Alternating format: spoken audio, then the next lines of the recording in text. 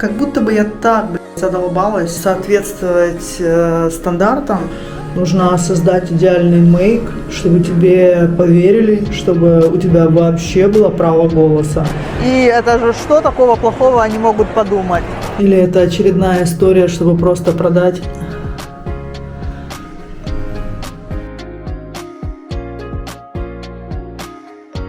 Очень поздно встала.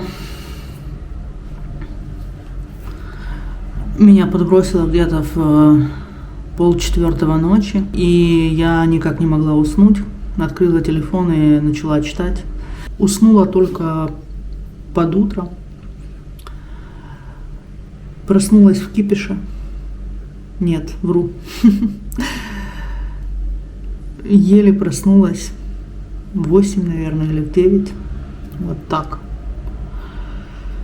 Выпила прямо чашку кофе огромную. И все планы, которые были, отменила нахрен. Поеду встречу Марину неспешно. И поедем сразу из аэропорта на день рождения. Еду на день рождения к Саше, с которым мы виделись всего лишь один раз. Они с женой живут в Португалии. Мне кажется, это нормально среди иммигрантской тусовки приглашать на дни рождения или просто собираться с людьми, которых ты видишь или знаешь там первый или второй раз. Это сильно расширяет круг знакомств. Вот, так что сейчас приведу себя в порядок, соберусь. И это основной план на сегодня. Кроме того, что написать в Телеграм. Вообще сейчас какой-то интересный очень процесс происходит в жизни. Я, собственно, начала снимать вследствие этого процесса.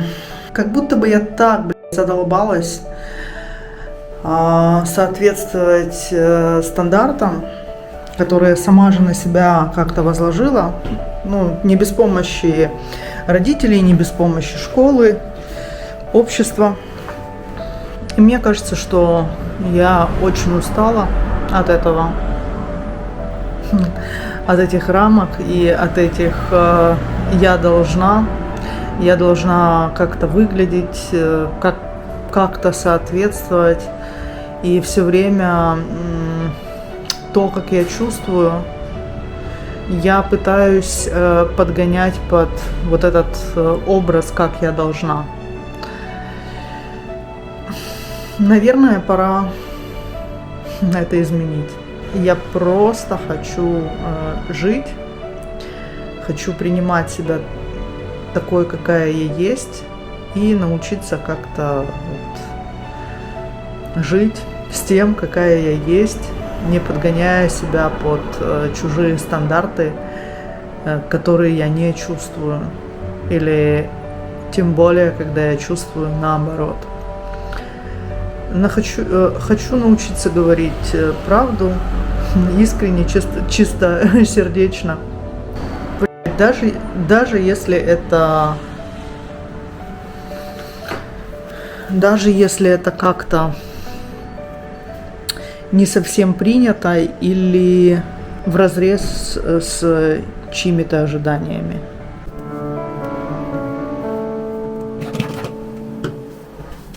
Я просто в какой-то момент поняла, что я не начну снимать, если буду следовать всем тем рекомендациям, которые я получила от маркетологов, которых наняла, или с которыми решила посотрудничать. То есть, прежде чем снимать и прежде чем выражать себя, мне нужно было загнать себя в такие рамки соответствия. То есть сделать из себя эксперта, сделать красивую прическу, такую башню. Ладно, преувеличиваю по поводу башни.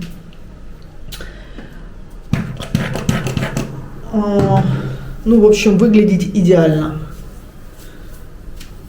Ну, или очень хорошо. Я хочу выглядеть так, как я выгляжу. Хочу жить комфортно, своей жизнью. И из вот этой своей жизни снимать, делиться. Ну, потому что это и есть я. В противном случае это будет кто-то другой. А я очень устала быть кем-то другим. В конце концов, жизнь одна. И половину я уже прожила. Ну ладно, я надеюсь, что меньшую. Знаете, когда вот, чтобы начать снимать видео, нужно создать идеальную локацию, нужно создать идеальный мейк, чтобы тебе поверили, чтобы у тебя вообще было право голоса или что-то сказать. То есть это снова та же гребаная история, когда, чтобы вообще говорить или чтобы выражать себя, тебе нужно кого-то изобразить из себя. В общем, я не согласна, категорически не согласна с этим. Сколько помню себя, у меня всегда были проблемы с мешками под глазами. И, по-моему, с возрастом ситуация становится все хуже и хуже. Хочу попробовать вот эти патчи под глаза.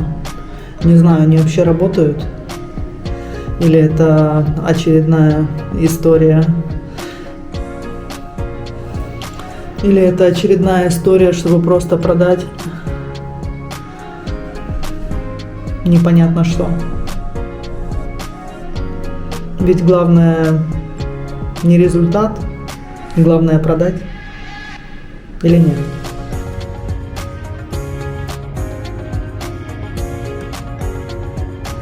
Наворачиваю уже второй круг вокруг аэропорта.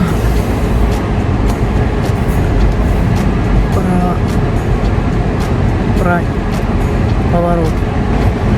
Мне так нравятся вот эти кемперы или не знаю как вены. Я бы хотела однажды попутешествовать в таком. Надеюсь, что сделаю себе такой подарок. Вообще лучше, когда кого-то встречаешь, лучше не опаздывать. Мне кажется, это супер огорчает.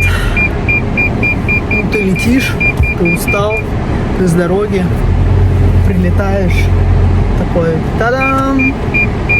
Выходишь, а тебя никто не ждет.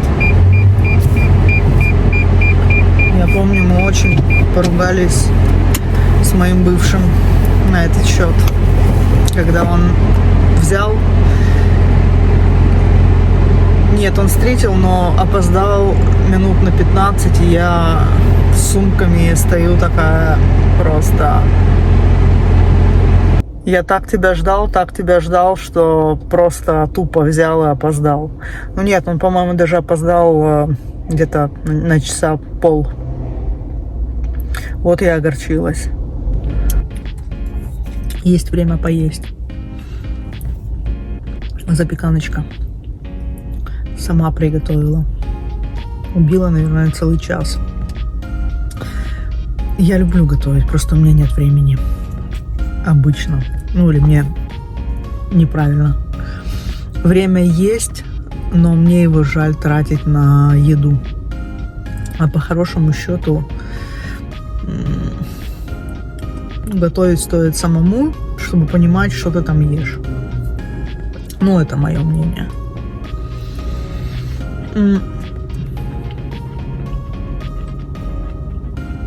Вообще я говорила, что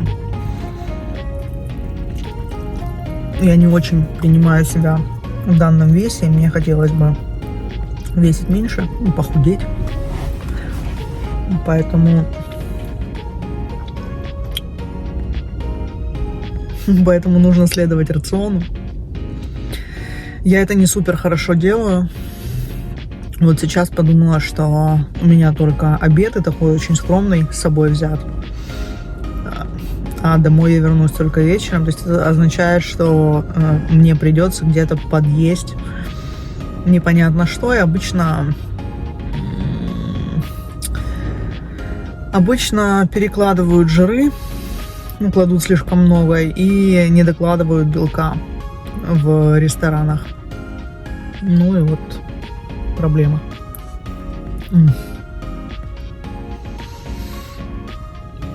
Я очень люблю запеканки. Я когда жила в Перу, я прям страдала. Там нет творога. А здесь есть. Откуда его везут, непонятно, но наш. По-моему, написано, что белорусский или что-то такое. Вот. С вишенкой. Вообще я начала работать с нутрициологом, мне кажется, года 4 назад. И она мне дала вообще идеальный план. Я уверена, что если бы я его выполнила, я бы похудела. Ну или приобрела нужную форму. Но просто я не могу его выполнить. Поэтому приходится искать свои подходы к себе. Теория хорошо. И в теории все понятно. Но когда на практике ты пытаешься что-то сделать, обязательно что-то идет не так.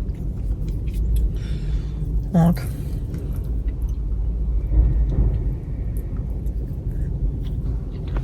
Я вообще, когда обращаюсь к специалистам, я смотрю на их жизнь. Ну, типа, если нутрициолог сам толстенький, то вряд ли я к нему пойду. Это означает, что он теоретик. Или если тренер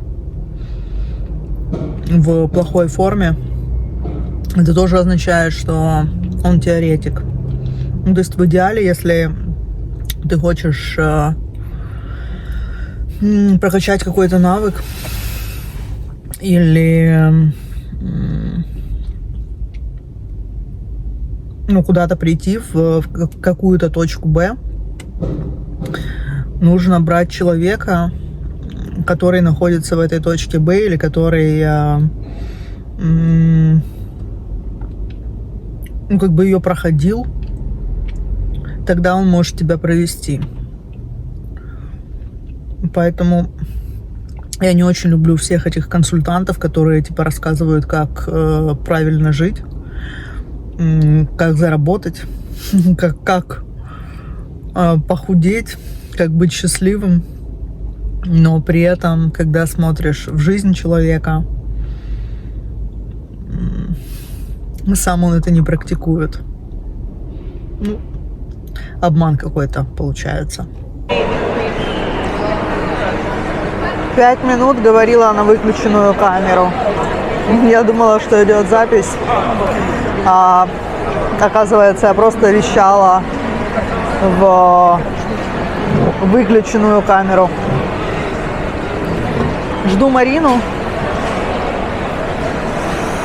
Ее пока нет, а я сижу в Старбаксе, пью кофе. Не то чтобы у них какой-то супер вкусный кофе, но почему-то я люблю у них сидеть. Я люблю, когда много.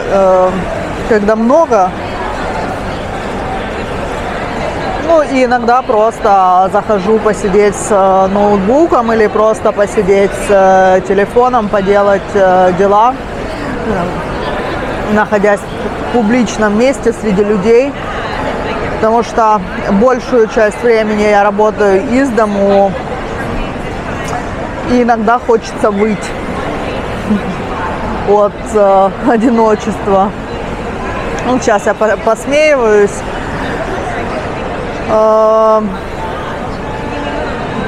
Но иногда совсем не смешно. Ну, еще бывают моменты, когда Starbucks тупо помогает быть эффективнее. Иногда я в таком... То есть, когда я расфокусирована, бывает дома, я могу там 3 раза холодильник проверить, постель застелить, все что угодно, кроме того, чтобы делать то, что нужно. Люди поглядывают, но не сильно.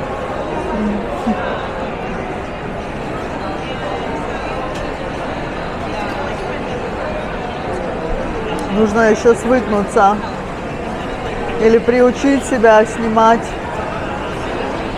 везде и при любых обстоятельствах. Это классная практика.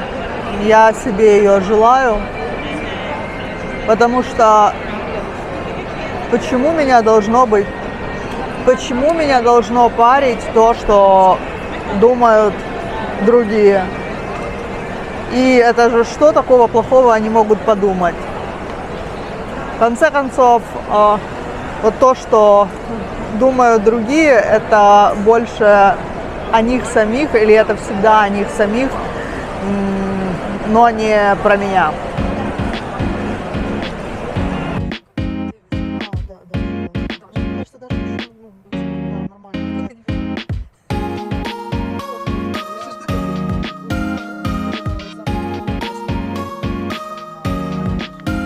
Ну что, больше всего я люблю специалистов, которые и консультантов, которые учат жить, но при этом сами не практикуют того, чему учат.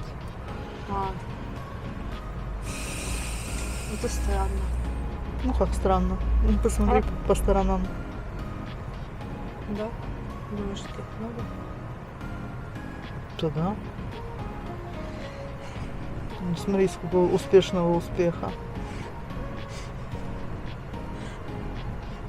Все учат зарабатывать, хотя сами не зарабатывают. Вот это моя любимая тема. Ну, да, так, когда ну и куча подобных вещей.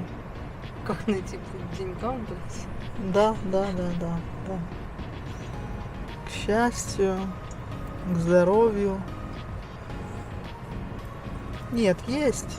Хотя, ты знаешь, есть некоторые, которые на своем опыте что-то вот несут, и очень прикольно они несут. Ну, Они не специалисты, там, не эти, но очень неплохо. Как они сами, типа, с этим разбирались, знаешь.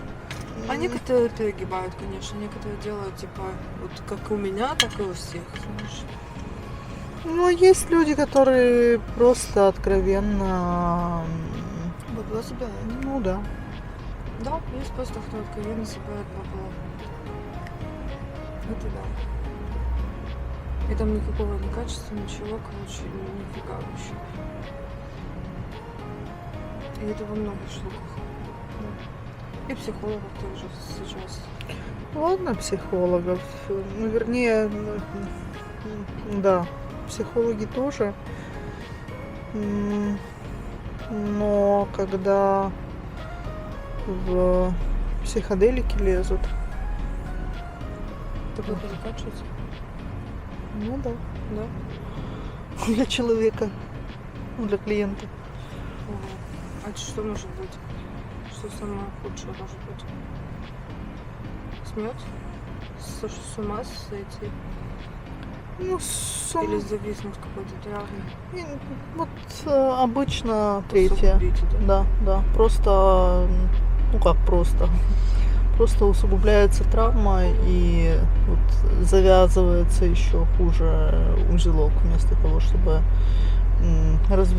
развязать или разрешить. А что тебе больше всего нравится в психоделиках? В плане вот с травмой, если? Ну как плане нравится. Ну, что, типа, хорошо работает? Ты имеешь в виду из веществ? Да, из веществ. Ну нет такого, что типа это хорошо, а это плохо. Эффективно. Или мягко? Тоже, ну, есть, ну, айваска, она, конечно, более жестко работает и более так ультимативно.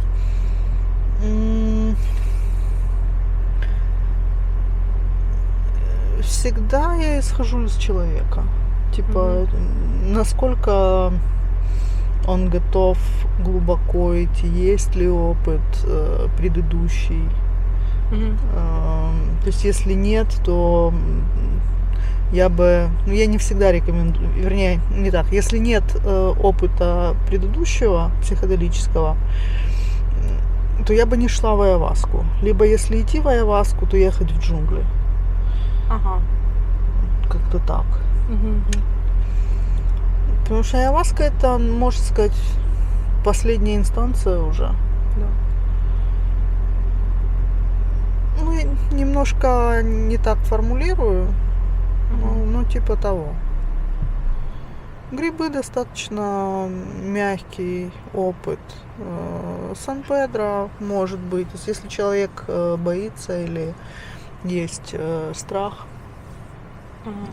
Сан-Педро он со знаком плюс и будет, ну, такой меньше риск испугаться или получить какой-то бэд-трип. Если человек склонен к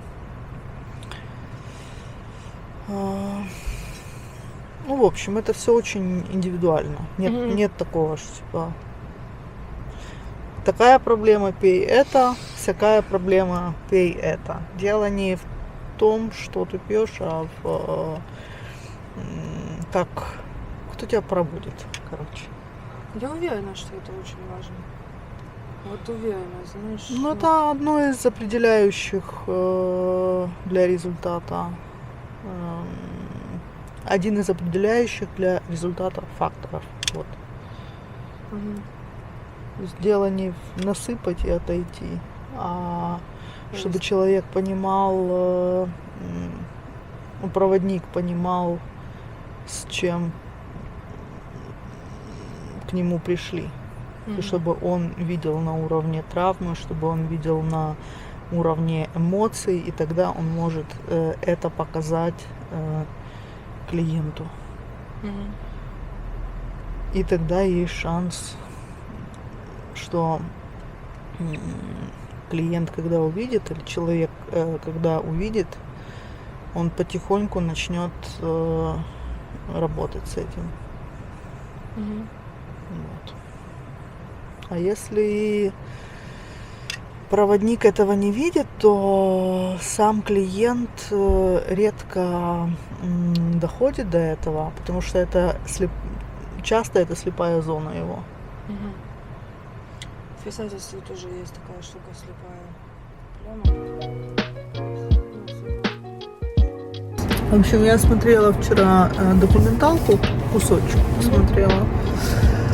Стац «Инструменты счастья».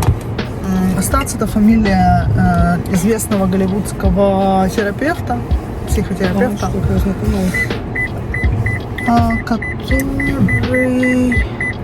Ну, вот, собственно, фильм про него.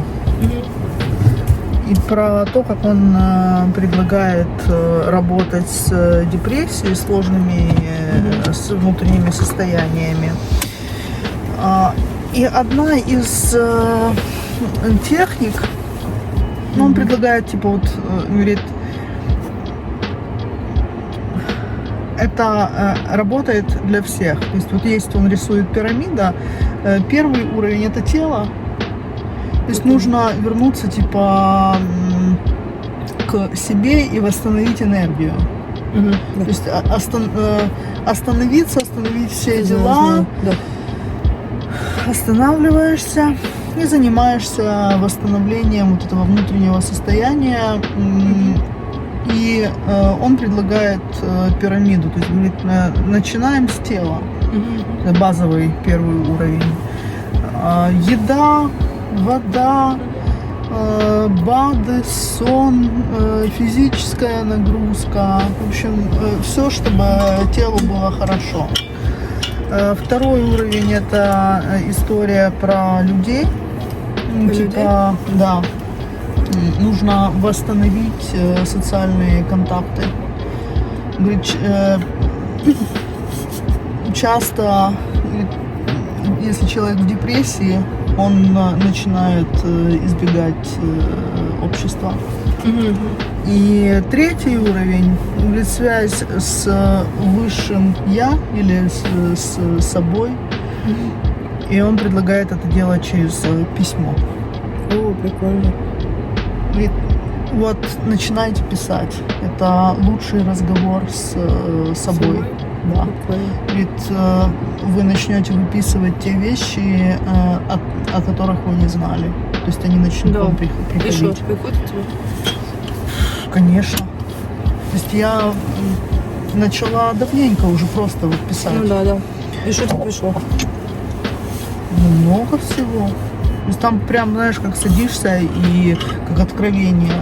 Ну, как разговор с собой. Типа, окей, а что... то есть, что за период такой, да, в котором я нахожусь, как мне вообще в этом периоде, там, что я чувствую, почему я не делаю, за что я переживаю, чего я боюсь, то есть вот такой разговор. И я другой совет слышала, не от него, и я так и начала делать утром, прямо первым делом, утром, вот, когда ты находишься в этом альфа-состоянии, или как оно. И реально очень... Я в Перу прям регулярно это делала, потом я приехала сюда, у меня многое подсбилось. А вот сейчас я начала писать в Телеграм. И практически вот каждый пост я пишу из какого-то немного измененного состояния и изнутри его достаю. Вот, поэтому письмо — это не просто письмо.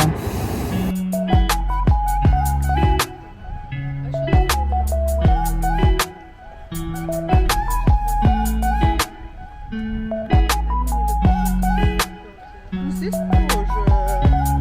Я поняла.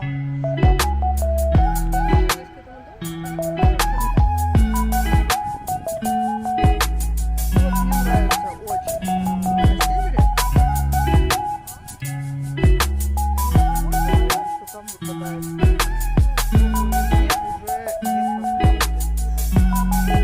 Я уже расслабилась очень сильно. Мне нравится, что много интеллектуальных людей. То есть как будто бы здесь, да, задерживаются люди такой особенной категории в некотором смысле. Вот много терапевтов, много психологов, коучей, каких-то практиков. Ну и достаточно такие интеллектуальные. Мне не хватало этого. То есть я заскучала или соскучилась.